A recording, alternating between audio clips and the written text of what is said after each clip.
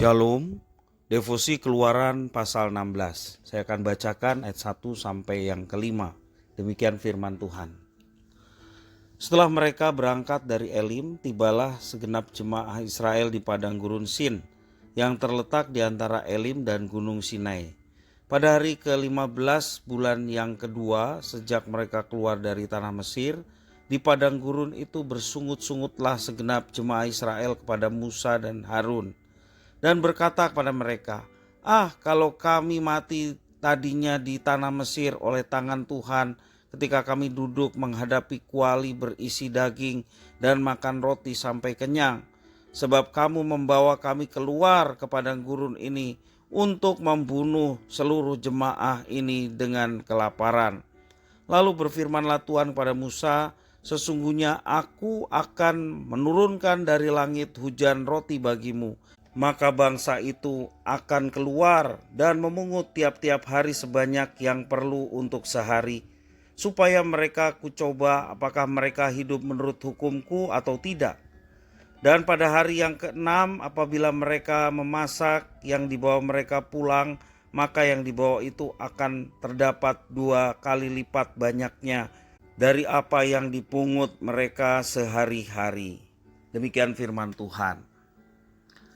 Dalam filosofi Jawa, istilah ojo kagetan atau jangan mudah terkejut adalah suatu ajaran yang mendidik kita untuk tidak latah, tidak berandai-andai, tidak gampang menuduh orang lain, tidak gampang mengutuk, dan juga tidak takabur.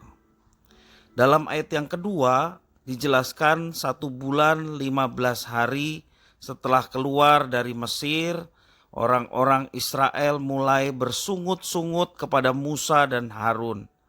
Mereka merasa lebih baik tetap berada di penindasan di Mesir karena kebutuhan makanan tercukupi. Sedangkan di bawah kepemimpinan Musa dan Harun, mereka dibawa ke padang gurun yang gersang seolah untuk membunuh mereka. Itu yang mereka ungkapkan dan keluhan sungut-sungut kepada Musa dan Harun.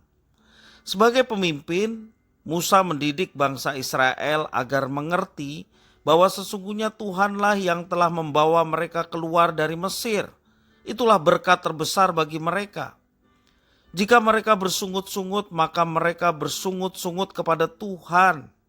Tuhan mendengar sungut-sungut mereka dan Ia akan mencukupi kebutuhan makanan bagi umatnya dan mendidik mereka hidup menurut hukumnya. Meski didikan Tuhan terkadang diabaikan, namun Musa tetap mendidik bangsa Israel untuk taat pada ketetapan dan hukum Tuhan, supaya bangsa Israel tidak takabur dan selalu mengingat kebaikan dan pemeliharaan Tuhan yang mereka alami, mulai dari tulah-tulah yang diberikan kepada bangsa Mesir. Mereka keluar dari tanah Mesir sampai membelah Laut Teberau, dan penyertaan Tuhan dalam perjalanan menuju tanah perjanjian. Karena itu biarlah setiap bangsa Israel bersyukur. Juga di dalam teks ini kita belajar bahwa mereka diberkati Tuhan dengan mana menjadi makanan mereka. Sepanjang 40 tahun makanan mereka adalah mana dari Tuhan. Dan biarlah itu diingat turun-temurun sebagai bentuk penyertaan Tuhan kepada bangsa Israel yang telah dipilih oleh Tuhan menjadi bangsa pilihan Tuhan yang memberkati bangsa-bangsa lain. Itulah bangsa Israel. Mereka mudah terkejut atas apa yang dihadapi sebagai konsekuensi bangsa merdeka yang diberikan dan dianugerahkan oleh Tuhan. Tuhan menuntun mereka menyadari bahwa anugerah keselamatan dengan cara mencukupkan kebutuhan jasmani mereka. Tuhan yang memberi makan mereka. Seharusnya bangsa Israel tidak bersungut-sungut, tidak khawatir, karena Tuhan yang berkuasa menyertai dan memberkati mereka. Begitupun kita yang telah menerima anugerah keselamatan dari Tuhan Yesus Kristus. Jangan kita mudah terkejut dengan tantangan zaman yang kita hadapi sekarang ini. Tentunya sebagai pengikut Kristus, kita diberi anugerah keselamatan, demikian juga penyertaan seperti halnya Israel disertai Tuhan dalam perjalanan menuju tanah Kanaan, demikian juga Tuhan menyertai kita dalam perjalanan kehidupan kita setiap hari.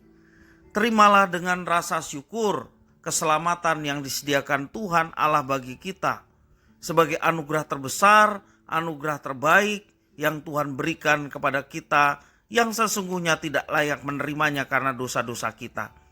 Dan setelah kita menerima anugerah yang terbesar, yakni keselamatan, mari kita senantiasa mensyukuri semua berkat itu dengan hidup taat kepada firman Tuhan. Karena setiap firman yang diberikan kepada kita menuntun kita untuk menjalani kehidupan yang memuliakan Tuhan. Dan sekali lagi, kalau Tuhan sudah menyelamatkan dengan berkat terbesar, Dia pun yang akan menyertai kehidupan kita, sehingga Dia pun akan mencukupkan segala apa yang dibutuhkan oleh umat-Nya. Jangan khawatir, jangan takut menghadapi segala sesuatu. Percayalah bahwa Tuhan menyertai dan memberkati kita. Kita meminta kepada Tuhan dalam doa kita supaya kita senantiasa terus di dalam kebenaran firman Tuhan dan boleh terus mengalami penyertaan-Nya setiap hari. Nama Tuhan dipuji dimuliakan dalam kehidupan kita. Tuhan memberkati.